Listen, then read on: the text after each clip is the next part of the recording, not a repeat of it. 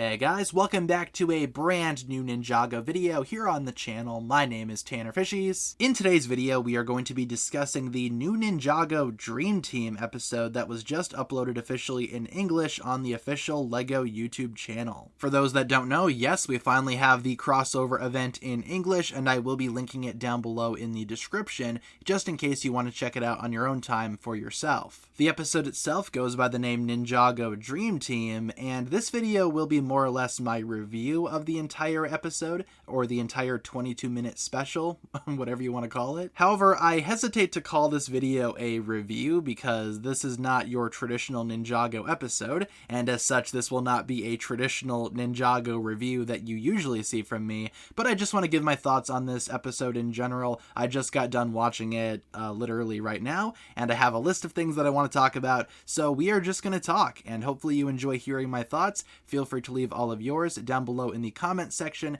after the video is over. So, Ninjago Dream Team was written by Tommy Andreasen, who is a very familiar name in the Ninjago community, being one of the literal creators of the entire Ninjago series, and also he is an executive producer of the LEGO Dreams TV show, which I have seen only the first 10 episodes of, and it's not bad. I did a video on it when the episodes first dropped, and like I said, it's not a bad series. I have yet to finish it, but I do enjoy it from what I've seen. And the general story here is that the entire episode takes place in a kid's dream, where he's dreaming about Ninjago when the villains from LEGO Dreams invade, leading to an eventual team-up between the ninja and the Dreamcatchers from the LEGO Dreams TV show. And that's essentially the entire plot here. It's more or less just a team-up, just because the kid happened to be dreaming about Ninjago. Now with that in mind, this is more or less told from the perspective of LEGO Dreams, and I'm inclined to believe that the ninja that we see here are not the same ninja that we know and love from the actual Ninjago TV series. It's not like they jumped from the show to someone's dream. In fact, Ninjago exists as a show within the Dreams universe, so this is more or less a kid dreaming about his own interpretations of the ninja. So these fictional dream world ninja exist alongside the actual canon characters from Dreams, and that's why I'm more inclined to say that this is more or less a Dreams thing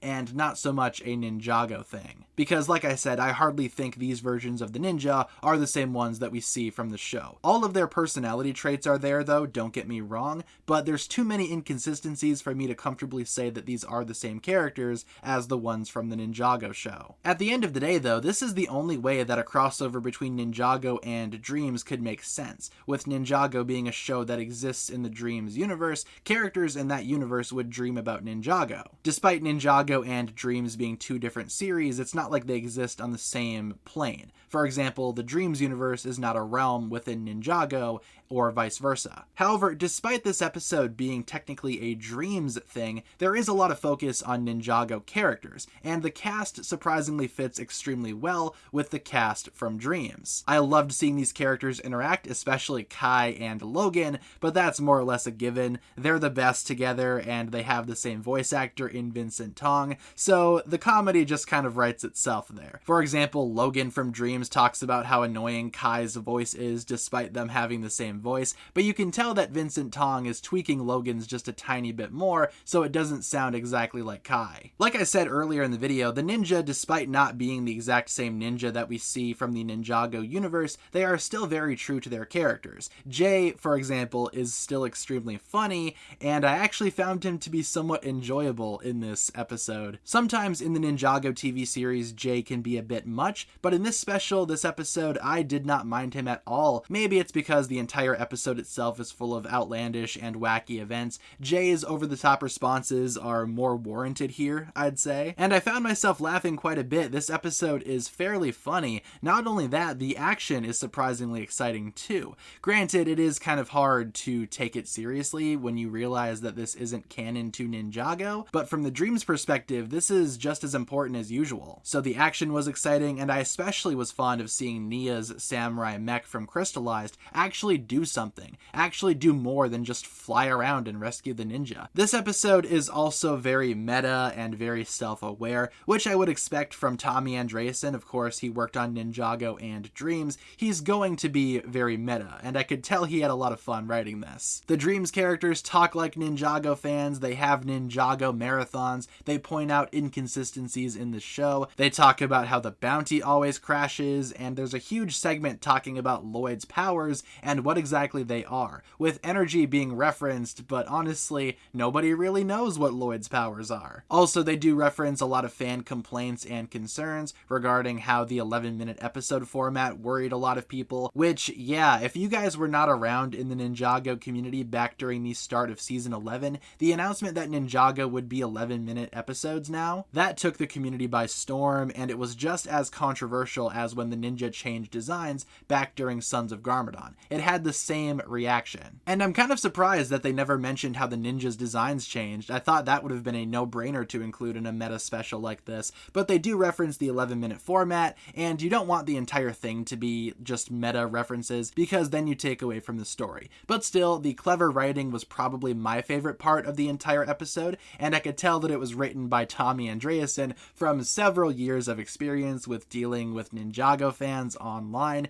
and seeing how they talk about the show. He put a lot of thought and care into this, which I really do appreciate, and I thought it was genuinely funny. The episode also references other LEGO themes, including Nexo Knights, Monkey Kid, Chima, Bionicle, Hero Factory, and probably others too. I think I might have missed a few there. But still, all of these shows now, all of these LEGO franchises, they now exist in the Dreams universe too. The obvious question, though, that a lot of Ninjago fans were asking when this episode was actually revealed earlier this week, and we kind of touched on it earlier in the video, but is this episode canon? I would say yes, but not to Ninjago. The episode is told from the perspective of LEGO Dreams, and it's more or less a Dreams special featuring the Ninjago characters as guest stars, despite being advertised as a Ninjago video on LEGO's YouTube channel. It did not feel Ninjago focused, and this isn't even the Ninjago world. So at the end of the day, unless specified otherwise by Tommy Andreasen or someone else working on this episode,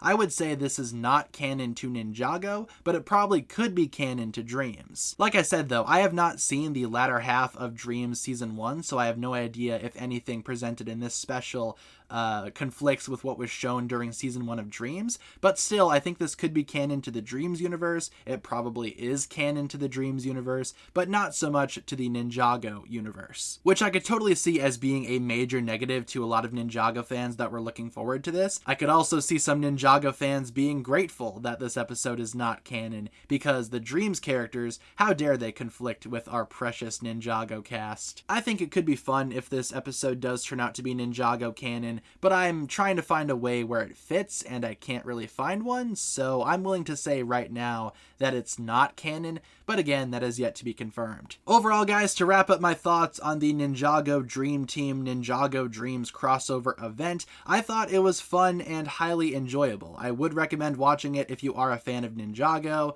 or if you're a fan of Dreams, or both. If you're a fan of both, you are definitely winning here. And I could tell that Tommy Andreasen had fun writing this, so good for him. He delivers a fun treat for Ninjago fans and Dream fans alike, and honestly, that's the best that I could have hoped for regarding a Ninjago and Dreams crossover. It's exactly like how I thought it was going to be, and I thought it was handled extremely well. Sure, it might not be canon, but if you treat it as its own special thing, just something fun to watch on a rainy day, I think it's totally fine, and it works extremely well. So with that being said, guys, that'll pretty much wrap it up for my thoughts here regarding the Ninjago Dream Team episode crossover event thing. I will be linking it down below in the description once again, so feel free to check it out if you so desire, and if you have seen it, leave a comment down below discussing what you think about this episode. Did you like it? Did you not like it? Do you think it's canon or not? Let me know down below, and thank you so much for tuning in. Hopefully you enjoyed today's video. If you guys did enjoy this one, feel free to like and subscribe, do all that fun stuff, and I will talk to you guys again very, very soon.